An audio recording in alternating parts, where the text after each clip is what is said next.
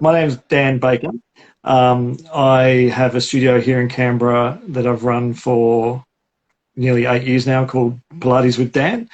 Um, and I've got 3 kids and a Nice. beautiful wife.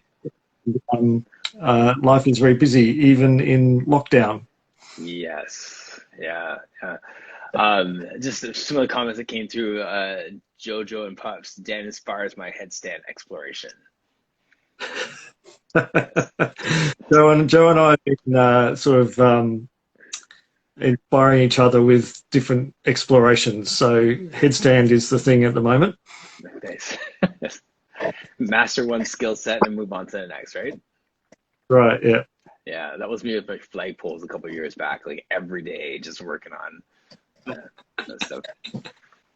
So it's just a real simple like business question for you, and I've seen people do different things with this, so I'm curious as to your perspective on it. Why'd you call it Pilates with Dan? Ooh, that's a really good question. When I was starting out this studio, it's actually my second studio. Okay. I actually had a little break from teaching Pilates for a couple of years. Okay. And so I had shut down another studio and needed to take a break. And then when I decided to start up this new studio, um, I wanted to sort of put my stamp on things and just to make sure that everyone knew that I was going to do something a little bit different. Okay. Yeah. Uh, So yeah, you and really wanted so your signature on it, so to speak. the conversation I have in my head when I came up with that name was that I wanted people to say, like when they were going to say to their friends that they started this thing called Pilates, and they would ask them, this is the conversation that I had in my head, they would ask, well, oh, we're going to do that. Well, I'm going to Pilates with Dan, was the sentence. Yes. And so just became uh, a thing that just kind of rolled off the Yes. tongue a little bit. And then, Right. then that's what I chose. It's a catchphrase. Yeah. Yeah. Yeah. That's interesting. That's good, and I love that. And it's personal. It connects people, and the reason why I ask is because I've heard people say when you make it that specific, then you really can't scale it. But then Yeah. I've heard, but people say on the contrast to that is like it doesn't matter if you scale it. People are going to come to see Dan anyways, right? You know what I mean? So like there's the two schools of thought. Like my colleague at the studio does. We talk about that all the time. It's like people are still coming to see Martin, whether you call it Plies by Martin or not. So what does it matter? What's a name compared to the quality and their experience and all those different things? So I was just curious about your perspective on that. Yeah, it didn't become an issue until I started having other teachers teach in the studio as well, and then that conversation was coming up a fair bit. And we just where I've landed with that is that, as you say, is that they're still going to see you, and it's it's more of a vibe thing, I suppose. Yeah. It's as you said, it's that personal touch. It's just that making it a little bit more of a casual conversation piece rather than Sure. anything. Yeah. Yeah. Yeah. Nice. So then what's the vibe of your studio? What's the vibe of Plies with Dan's studio then? Ooh, it depends on how many coffees I've had. So uh, So it's I would like say, CrossFit some days and it's like a jazz studio some days sort of thing. Yeah. and sometimes it's like kumbaya and Right. Yeah. herbal teas. No, it's I suppose it's actually more dependent on. It's so cliched, but it's more dependent on the body in front of me. But I really hate the phrase. I rather the idea of. That's, I- it's everyone drops it, right? So actually I want to hear why you hate it. But we'll get there. We'll get there. but I prefer the phrase "the human in front of me" because Sure. the body just sounds like a serial killer or something. Yes. Um, so it depends on the human in front of me, and so the vibe of the studio is really who is actually attending the studio and what what their goals are and what their needs are, what they're looking to get out of the session. Sure. So if I've got someone who's like, and I've got a couple of them, they're like power lifters and, you know, they're doing bench presses of 150, 180 kilograms and can't even fathom that sort of weight. You know, their session's going to be really different to Mel from up the road who's 78 and needs a hip replacement. Right. So absolutely. Yeah, I suppose that's a really wishy-washy answer to your question, but it's that's true. That's I wouldn't say, sorry, go ahead. Nice. I forgot that there's like this little mini delay when yeah. like it's going like around the world. So Raphael was saying, I said to Raphael yesterday, like when people come into my studio, once you figure out what kind of learner you have and what appeals to them, it may be a really technical workout because the person's really wants to understand the minutia of what muscle fiber is activated when I'm doing something. And then maybe someone who just wants to be able to chase their grandkids around, right? So you have to be able to speak to them and say, well, this is going to help you to go through your day and not have to take a nap at 3 o'clock because these kids have worn you out. Or this is going to help you with your golf swing. Or this is how we get that rhomboid activated when we're doing, like whatever it is the person needs, that's how we have to adjust, right? Yeah. Yeah, I really like that from your conversation this morning, or yes. Yeah, it does have to change. It does have to adapt. You have to be nimble enough with your approach to appeal. The range of people coming through your door is so broad these days. Yeah, absolutely. Sorry, I feel like I'm just firing up a bunch of questions at you, but I'm really just curious about different things that are happening in your world there. Yeah. So then what's culturally where you are compared to where, Melbourne or somewhere else, do you notice that there's a different feel and culture in terms of the people who come into your studio that you have to accommodate other than, that's right, because I was speaking with Nick, I believe, the refinery, and he was saying like a different, like a high-end studio, there's different expectations or the different people like walk in. Do you notice that you have to make some adjustments for your area? Canberra's a really interesting jurisdiction, so it's quite wealthy compared to the rest of Australia. So, and so in our in the suburb that the studio is set, there's 4 other Pilates studios. So it's quite a busy Pilates area. Amazing. So really anybody's tastes are catered for. So the people, I'm pretty sure that the people coming to my studio want to be at my studio for the thing that I offer them. Because they have options. That's options. And so when we do like an initial consultation with somebody, it basically looks like this, what we're doing right now. We're having a discussion, and from there we can figure out whether you're going to be a good fit or not. Yes. Yeah. Okay, so I think this might be the last of my rapid fire questions. Who is like your ideal client? Like I would train you for free the rest of my life if you walked into my studio type of person. Ooh, who would I train for free? I think anyone. Well, no, I might do myself out of business. I was going to say, you get like 50 emails after this. That's all right. It's like, no, you can't come. Just the ones I get a real kick out of teaching. The one the ones that you leave the session, you go, and as a teacher you're buzzing. You're just like, that was such a. It's when you get that connection to somebody. Yes. Where just everything you're saying, everything that you're seeing, everything that you're just fits into place. Yes. They're the best ones. Yes. And I would almost do them for free. Yeah. You know what that gave me the word image of, Dan, is that you ever remember playing Tetris as a kid and like the piece is falling and then you rotate it early and then it just drops down and then it just sits perfectly and you just clear the line and you just saw it from up there that that's the way that it needs to go. The satisfaction when that fell into This, place. right? That's yes. When your Yeah. words settle like that, you give them one Yeah. instruction and they just get it, and you're like, beautiful, thank you. That's like, The flip, I mean, the flip side of that is not necessarily bad, no, um, but it's just different work. well said. It's just, Yes, exactly.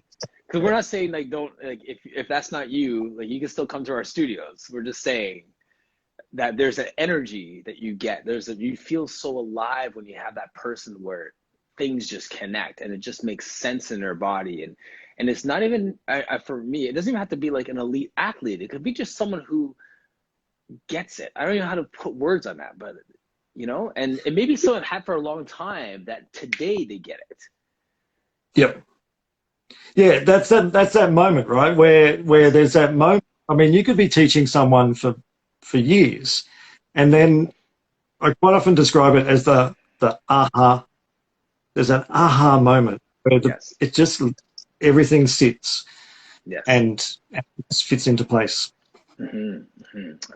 There's a lady that I trained maybe about 10 years ago. I started, actually, her daughter's 16. So after she had her baby at 16, after she had her baby, so 16 years ago, we started training, and I was a personal trainer at that time.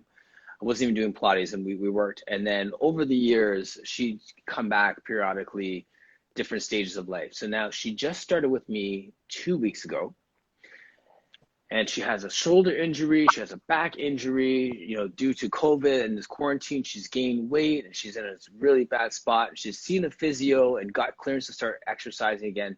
So the first session last week was really like, that when you're just kind of feeling the person out, like you do like 1 or 2 reps, you're like, okay, let's just move on to the next thing. Call me if Yep. that hurts you tomorrow, sort of thing. Like you're kind of just figuring it out. So then yesterday we did a few exercises and it looked good, no pain, move on, looks good, add the next layer to it, and we build up. And by the end of it, we put together this really strong session where we got through a bunch of exercises and just kept adding different pieces to it. And all of a sudden the session was done and I was able to freely build and build and build. And it was like, that was a great workout. And she was just coming in to just take away some pain, so to speak, and she actually got a workout in. Yeah. How good did she feel afterwards, though? Yeah, It she would have felt been. yeah. She felt like she accomplished something. Like it was a sense of achievement. Like I'm going in with this really low expectation and I did this. Yeah. And yeah, feels good.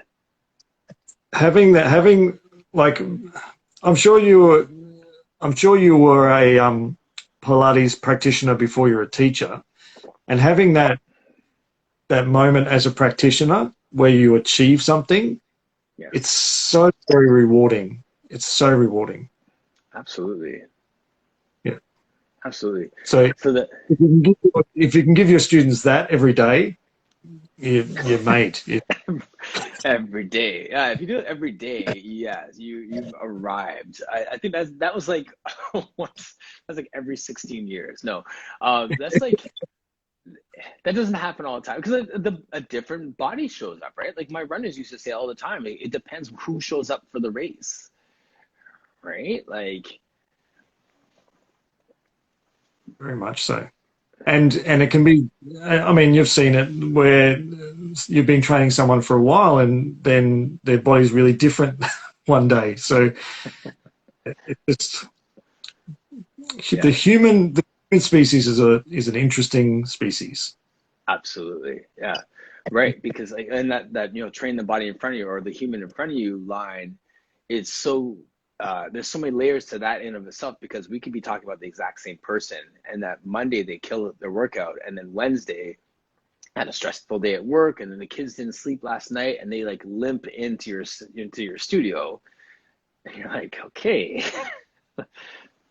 Who is this? who is this? Yes. Yeah. But yeah, so I mean, so how do we, I find like that's the thing. I chase after that aha moment, or I chase after that felt good today, thank you moment sort of thing, right? So yeah. Yeah, I do lots of little thought experiments on myself every week, when, especially when the studio's up and running, and we're not at the moment because of lockdown. But little what ifs, and so that idea of why can't we get that every session with everybody has gone around my head many times, and I think sometimes we can get caught up trying to solve problems that are not necessarily there. Right. And Yes. Yeah. sometimes I think the Pilates industry, as a industry, if I can call it that, get caught up with trying to find the best way to do something. Yes. And in reality, there's as many ways to do the thing as there are people. So, Well said. the 100 can look like 7 billion different hundreds, right? Yes. Yeah.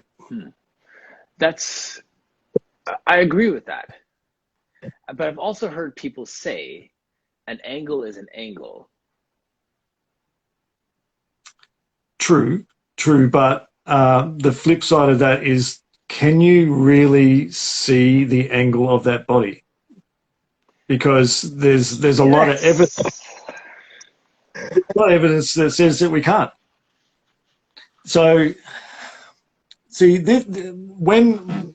so my training background was a contemporary style training, and I finished my original qualifications back in 2007. Okay. And it was very much, I'm sure you've gone through it, where it's very much, get this angle right, pelvic floor working, transverse abdominis engaged, breathe here, exhale here, inhale, yes. inhale there. Yes, now, right, exactly, yes. And that was my initial Pilates experience. And so I thought that was the way to do things. But it's not. Do you want to say more about that? Like, it's not. It's not.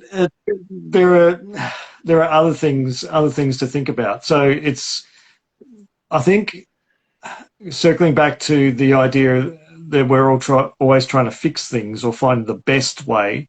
That was the best way back then, but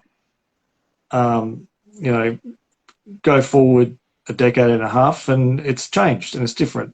For sure. Yeah. So, I wrote down the word solved because I think that's part of our problem. We get so fixated on solving stuff. I know from my own personal experience, when I'm working with a client, whether it's personal training or in the Pilates studio, that if someone comes in and I have a plan and they say, oh, my shoulder hurts. If I'm not careful, I'll spend the whole day working on the shoulder.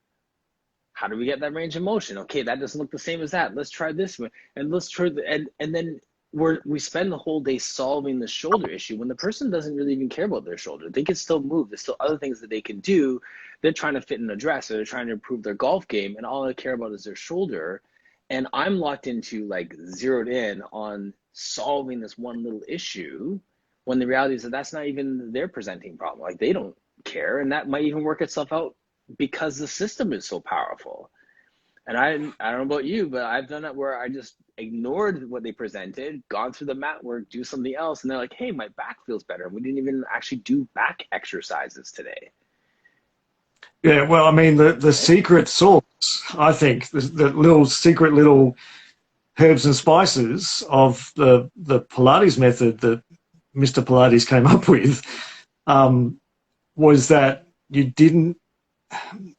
So there's a little anecdote where I remember hearing that a dancer came to Joseph Play's studio and she had an injury.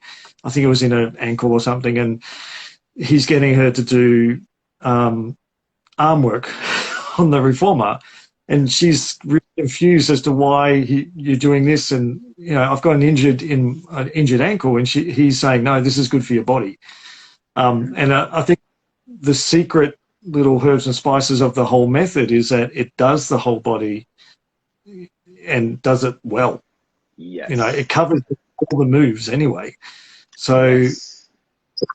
Don't worry so much about that shoulder. Mm-hmm. Do the exercises that you planned on doing, and the shoulder will probably sort itself out. Like, trust the process? Oh my God. It's in Australia we have, and I'm sure it's the same in Canada as well, we have Pilates workshops and conferences and all the continuing education you want in the world, and there's only, I mean, who really needs to learn another 100 moves on the magic circle, really? I mean, it's a bit silly sometimes. I love you danced around that, man. Wow. Okay, so let's just change the subject. So that's can we talk about your studio for a second? Yeah. So you're in a quarantine, and one of the questions I used to ask people a lot last year when everyone was locked down is, what pivots have you made during this quarantine? And I'm going to ask you that, but there's a for lack of a better word, there's a sexiness to owning a Pilates studio, right? Like, I've arrived, I have bricks and mortar, and right? There is, but it comes with its own little headaches. I sometimes joke with my students that I used to have hair, but right. And then you bought a studio. What a studio. So we the lockdown. So this is our second lockdown here in Canberra. Yes. We've been actually quite lucky, touch wood, that Canberra's been pretty much free of COVID. But this is our second lockdown. We're into, I think it's week 4. I can't remember. It's all blurring. So we pivoted to online classes that we did a whole bunch of recordings, and also we did weekly live sessions as well. Cool. And the second time around, we've just tweaked that a little bit, and still doing live sessions. I can head into the studio just by myself and teach classes there. Nice. So that's been our pivot. I don't know, what did you guys end up doing? We did a lot of online, but and for me, well, this core conversations, I created this almost as the, I don't know, maybe like the one-stop shop to find out what's happening in the Pilates world, in a sense, because the conversations, actually, my wife just popped into the chat there. That was us. We just sat there and we just had a conversation one day. It's like, I'm going to go on at 10 o'clock and just talk to people. And it's like, okay, so Dan, where are you located? Like, what are you doing? When are your online classes? What's your philosophy, so to speak? Like, what's important to you? Who's your ideal client? And just got people to just talk about what their approach is, right? And that kind of fast tracks the building of that relationship between the person. So I for me, that was part of it, is just to create a space and a movement where people can just amplify voices and people can see you, and that sort of thing. So I think that was it for me. Online classes, a lot of people did platforms and signed up for apps and different platforms and had their own education and on-demand video services and stuff like that. I don't know if that's for me, but I see a lot of them out there, and they seem to be doing well for people. Yeah, I mean, the feedback from our student population. So I call them students. It's just a word. Sure. from our student population was that they certainly tried in the early days of the first lockdown to do some online stuff, but they did find it hard to be consistent. So, and we're seeing the same thing again here. That I'm just reading a comment from your wife.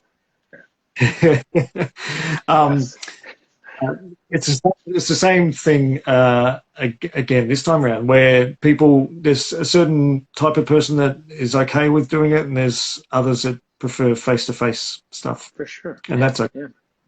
That's fine. I mean, I personally like the fact that it helped me sharpen my skills, because now obviously like our cues are more like verbal and visual, and we don't have those tactile cues anymore. So how do we get sharp when we can only see one angle and all those things? Like I liked that.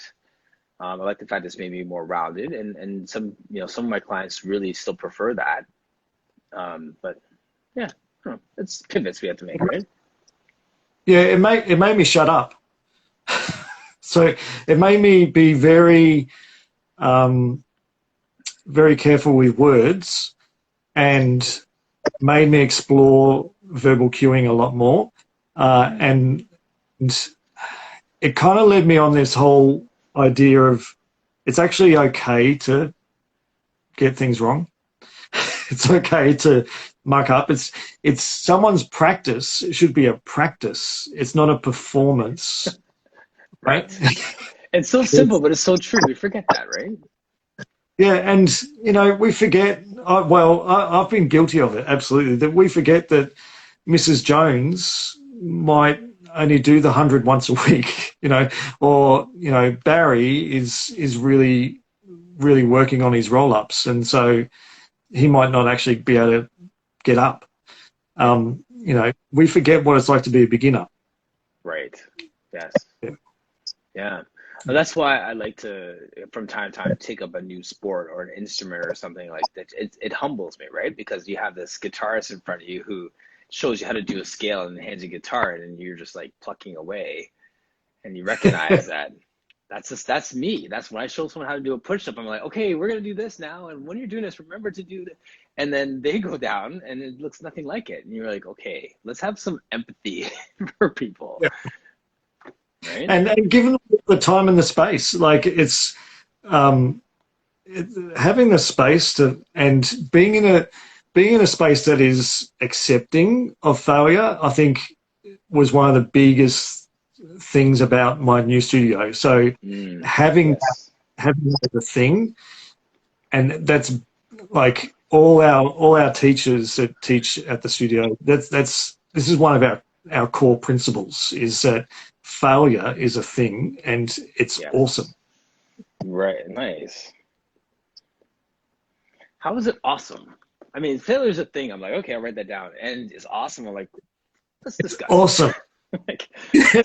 Well, because one of the reasons I say that is that I want to change the narrative of failure. So a lot of people are afraid to fail because in an exercise context, people are afraid to fail because of a couple of different reasons. One of the reasons is they think they're going to hurt themselves, right, and get injured. So that is a real fear, and you have to recognize that as a fear. But the reality is that F-A-I-L. The reality is that in a Pilates studio, if you don't do something, yes, that's totally right, Alexandra. Yeah, first attempt at learning. If you fail at an exercise, the forces that you're playing with in the studio are not generally enough to injure you. So the average adult, I mean, we're talking the average adult, right? Mm-hmm. So if they get onto a reformer and start doing leg and footwork, if you've got the wrong spring on, they're not going to hurt themselves, really. They might get a bit of a surprise, but the forces themselves are not great enough to hurt them. Right. Yes. Then you're still exactly failing forward. Well, sorry, I just chuckled to myself because you mentioned you have kids, and like I have kids too. My kids are older, but you sound like a dad for a second. Like, well, they're not bleeding. Like, They're not, well, yeah, it's like, okay, yeah, that hurt. Recognize that, and let's yeah, move on. Like, right. it's Yeah.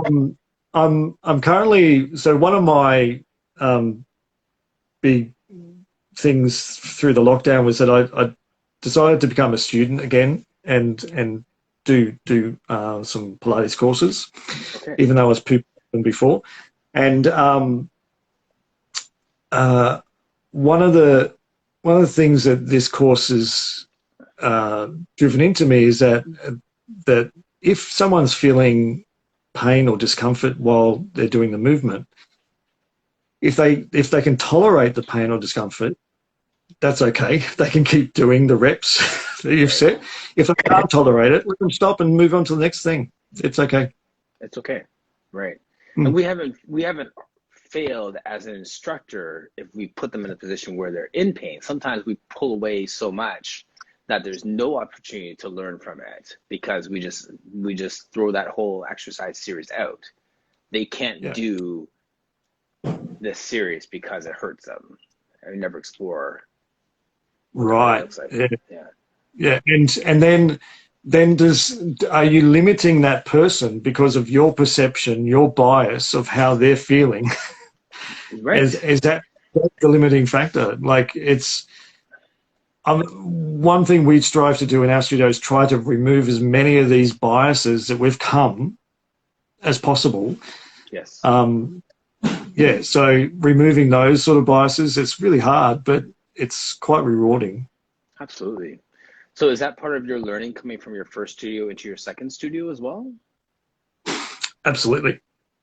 Absolutely, yeah. So the previous studio was part of a chain of studios. Okay. I didn't have full control over everything that was in the studio. There was sort of oversight from another from the head honcho, and so they directed the training. They directed what was going on. So I suppose that's why I also then was really adamant. I'm just going to make it my own thing, right? Yes. Yeah. Yes. Yeah, I respect the fact you're walking gingerly around that. Canberra, there's about 400,000 people in Canberra, so it's quite small. So everyone but me knows what you're talking about right now, basically. That's right. There's a lot of people going, yes. It's kind of like your discussion with Christina a couple of weeks ago, which I really loved. Yeah, I even know who you were talking about, and I'm in Nowheresville. So right. Well, I think I kind of lean into those hard conversations. I don't want to incriminate you with anything we say, but I do want people to like connect with the fact that we are going to have challenges. We are going to have to navigate not seeing eye to eye with people when we're passionate about, like, you just want to help people feel better. And now someone's telling you, make them feel better this way. Yep. And what do you do with that? Yep. What do you do with that? That's the really awesome. What do you do with that? So you can follow along with that, but from personal experience, it's going to eat you up inside big time, which is why I had a big break from teaching, because I left that studio and I was never going to teach again, because I had it with teaching, with the industry. The industry, because I could not see a way of teaching Pilates in this town without having to deal with those other people. Right. Until my wife said, no, you need to start teaching again. Yeah. How long was that pause? How long was that gap? It was a better part of 2 years. That's a long time. It's a long time, and I started slowly, very, very slowly, and because I was was very much against the idea. I I was almost dragged, kicking and screaming, to back to teaching. Yes. But that first class that I taught after that 2-year break was just, it was just such a kickstart. It's a reignition of my passion. Yes. Yeah, it was just such an awesome experience that I just wanted more of it. It's almost like I was a drug addict. Like, I need another fix of that. That was awesome. Yeah, absolutely. Yeah. So then that's how we grew. That's yeah, I can identify with that. I'm sure. Like, what were some of your options during those 2 years? What kind of, like, what were you thinking of? Okay, I'm gonna make money doing this, or maybe I'll get some data entry job. What were It was I so my backstory is that I was a PhD candidate oh wow. before I didn't start the PhD, but I was a candidate to start it, and then I had cancer, which long story short, brought me to Pilates in the first place. Mm-hmm. And before when I was that student at university, I used to work retail, and so I thought I'll just go back to retail. Yeah. My wife has got a very, very good job. We're not rich, but we've got a nice house, and so all our bills would be covered, and I can still contribute. And then the decision would have been that I would raise the kids. So I'd be the parent at home raising the kids, and she would be the main breadwinner. Yes. She's still the main breadwinner. But now I'm teaching again, so that's good. Yeah, yeah. That's yeah, it's such an interesting journey, right? And that sense of just feeling like stepping back into that class setting, just feeling alive again. Like we were It was. yeah, like it was right at the beginning of the conversation we were saying, like, you almost start to chase after some of those feelings. I could imagine how great that must have felt.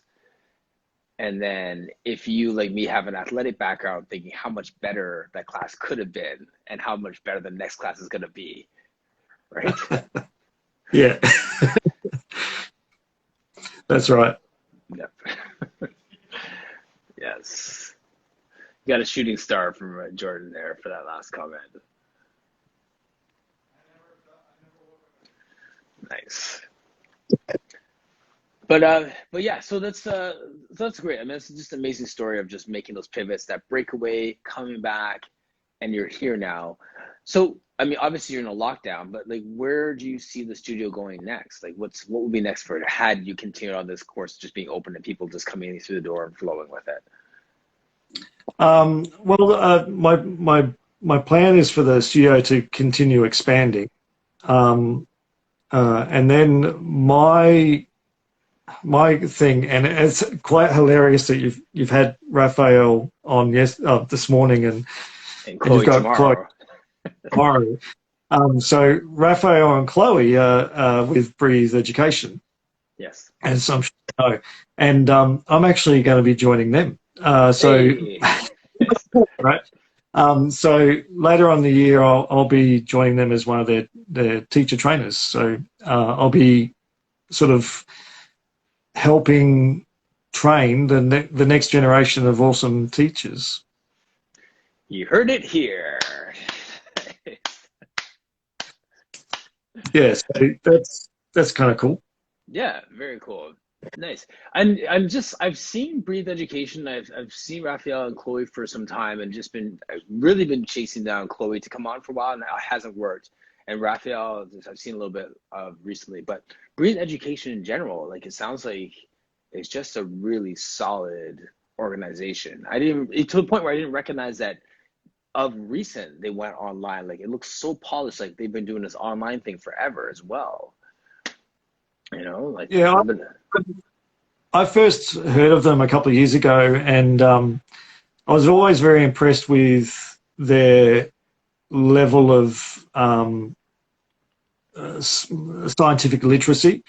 That was one from a science background. I was very, very impressed with that, and creating baby Pilates teachers.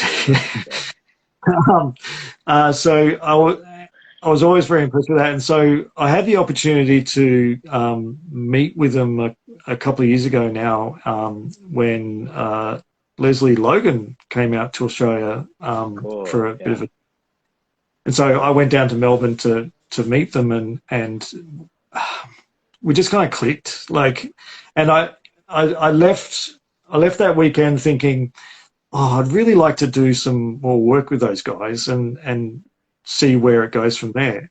And then I was actually asked to be a mentor studio, which means that their students could come and visit and sort of Perfect. observe Yeah, just and like do a practice. host studio or a satellite studio, so they can get their practical hours in and see different Yeah, bodies moving, etc. Yeah, that's great. exactly. And I think it's a really valuable thing to have if anyone's out there thinking about learning Pilates.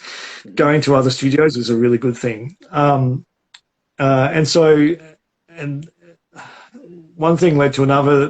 Last year's lockdown meant that I was considering learning. So I actually took their Nice. courses and learned from them. And then I uh, applied to be one of their trainers, and they said yes. So Good stuff. I'm going to get started later on in the year. Congratulations. Thank you. And and kudos to you for like going through the process too, right? Sometimes we want to jump the queue, but you invested in the courses, you apply, like you didn't just kind of pull strings and make it happen. You're putting in the work to get here. Well, I found it really valuable as well because, as I said, I had a contemporary Pilates initial training, and their training is more traditional. So it's Hmm. exercises as presented by Joseph Pilates, and working out the nuts and bolts behind that. So it's a really interesting uh, choice to. Well, interesting choice. It's interesting comparison between my contemporary training and their training. So Yes, absolutely. I think it's rewarding. Yeah, that's great. And I think we should always be learning regardless, right? Like you're just expanding your vocabulary, so to speak. So that's fantastic. Yeah, yeah. Yeah, nice. Right. Creating baby Pilates teachers. I know we got to close out here real quick, but it's funny when with Jordan putting creating baby Pilates teachers. I remember when I was going through my apprenticeship and we were learning stuff, and they kept referring to us as like baby teachers and baby Pilates teachers, and like it's cute, and I get it, but I felt at times, and no disrespect to Jordan, but like having a personal training background, I'm not a baby teacher. I'm a baby Pilates teacher, and there was a sense of at points people don't respect the fact that you have a fitness background or teaching background or some kind of thing, and I'm learning this language. I'm not new to fitness, I'm new to this language of fitness.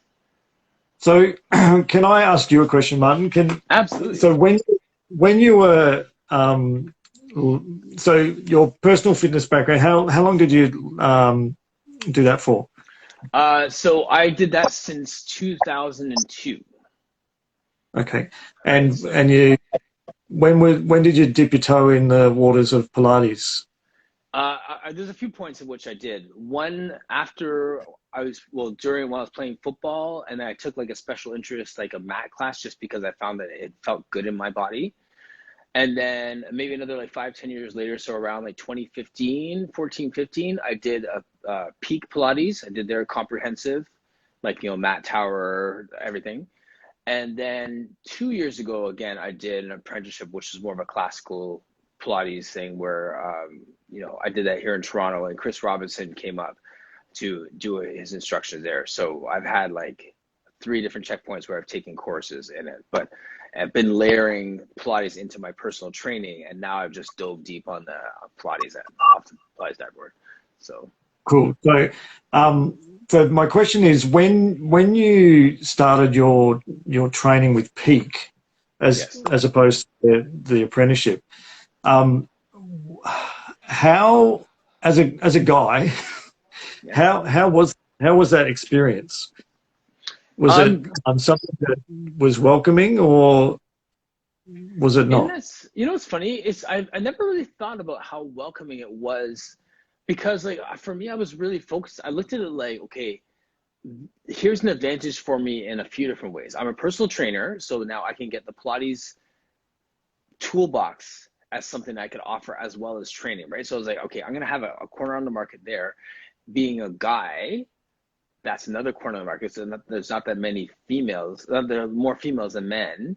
And then as a black man as well, you see like all three things were not happening in the Pilates world. So I was more focused on making that happen and having the corner on the market than feeling how comfortable or how uncomfortable do I feel in this space. So I know I didn't really see it, and our instructor was really good. And I think she did take advantage of having guys in the room to be like, okay, well, this is how you teach a male body. Because like you're probably going to see mostly females, but let's take advantage of having Martin here, do this exercise. Look how it looks different than this person. And they leverage that to take advantage of it for the classroom to see how it looks on an athletic body, a non-dancer body. You know what I mean? Those sort of things. So I'm not like this super bendy guy. I'm coming at it with this really stiff body initially, like stomach massage. I couldn't, like I had to take my feet down to change the spring, right? Like that sort of thing. So I don't know. I found that my teaching experience was very accommodating to having men in the room. I know that for some other people that's not the case, but I was fortunate enough that, you know, that was fine for me. That's really cool to hear. That's great. Yeah. Yeah.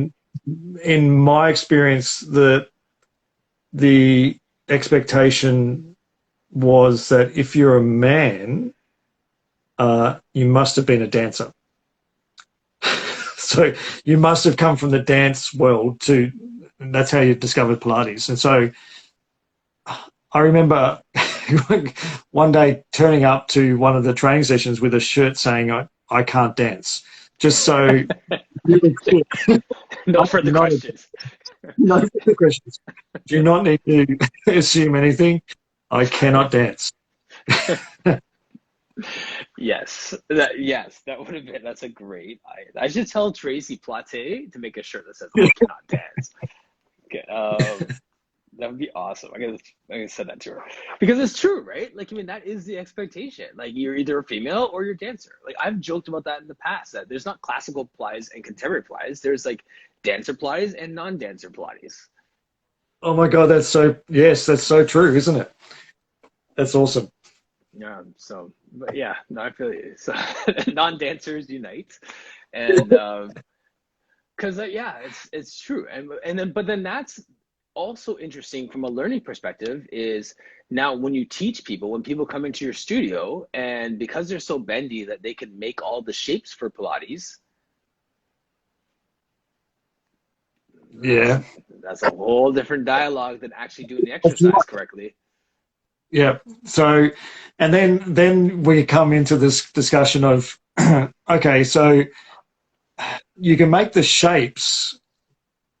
So I find that really interesting because you can take that in a few different ways. And I think it boils down to what your approach of what are you doing with, what are we doing here?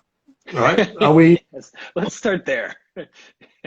are we ticking off a list of exercises that some dude from like 60 years ago wrote down, and this is what you have to do in the order, the same number of reps. Like if you do 10 roll-ups, oh my God, everything's going to fall apart. Mm-hmm. Or are you creating a space for someone just to flow their movements through and not be so worried about ticking boxes? Mm-hmm. Or Uh, or there's lots of ors. Yes.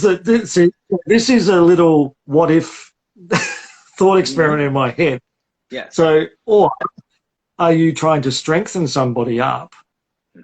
And in which case, if you are trying to strengthen somebody up, you need to add resistance. You need to, push them into that new movement or new shape. Maybe they're going to fail. Well, actually, they probably will fail because Yes. you're going beyond their capacity. Right. Um, yeah. So I don't know why. It's late here, mate. So I started ranting. No, no, it's good. Actually, when there's another or too, the other or Oh, yeah. is, do you want them to stop using certain muscles? Oh, Because in their movement patterns, they're so used to activating one muscle to make movement happen, but that's not actually the muscle that needs to be working now, and that's what causes repetitive injuries. but okay. So I really like where you're going with that. Um, but is there a belief that you've got extra muscles to do certain things? So, for example, Mm-hmm. the whole, oh, you can't use your quads in, I don't know, Short what, box. the 100. Yeah, short box. Yeah, you can't use quads. Well, really? Like, maybe you don't like feeling your quads in that movement, but aren't you going to be using them? Right. If Yes. you switched them off, you'd probably fall off. Right. Yeah. So, so if you're in the 100 and you stop using your quads, your legs go down to the ground. They stop. They'll just land up on the mat. Yes. Right. So you have to use your quads to hold your legs up. Maybe the feeling is unpleasant to you, and that's a whole nother discussion. Hmm. But there's nothing necessarily wrong with using your quads to hold your legs up. Right. Yes. Right. Yeah. Exactly. That's when the conversation gets really technical because then it's like, okay, well, where do you initiate that movement from? What muscles are working? Which ones aren't working? Which ones are overworking? I guess that's the word I was looking for. Which ones are overworking? Right. Okay, but why are they overworking? So that's the question that I would say Yes. is, okay, so why are they overworking? Are they overworking because you haven't done this before? Mhm. Are you overworking because this is a really weird position that we've got you in? Yes. Um, Maybe you're nervous, maybe you're scared, maybe the baby wasn't sleeping very well. Like so, Yes. Right. Exactly. Yeah, that's exactly it. And so then maybe you have to do more than the recommended 6 repetitions to find that movement pattern in your body. yeah, yeah, and therefore you haven't ruined Pilates. The Pilates police, the Pilates. I've got this saying: the Pilates police are not going to come in and arrest you. They're not going No, to but swing in. they're looking in the window though. They're like, wait, wait, how many reps is that? Oh, that's Oh, 7. oh, Go, go, go. go. Yeah. Yes. All right. It's late for you there. We're over 9 o'clock. Such a fun chat, Dan. Thank you so much, man. Like, I really appreciate making this happen. And congratulations on working with Breathe. I think you guys are gonna do great work. You have some really quality people doing some bodies there, man. That's awesome. Yeah, it's a pretty cool team. I'm so blessed to be part of it, and thank you so much for inviting me on. Um, I was really touched by your "We Are Here" statement yesterday or this morning as well. I thought that was really awesome. So Thank you. keep it up, man. Thank you. Thank you. I appreciate it. Thank you so much, Jordan. Thank you, all of you who joined us today, and really appreciate you waking up early. I see some. There's no West Coast people here at all because it's like 5 o'clock in the morning there. Um, but yes. All right, my friend. I sign you off. Thank you so much. We'll definitely do this again. Let's keep this conversation going. That'd be great, mate. Thanks. All right, man. Take care.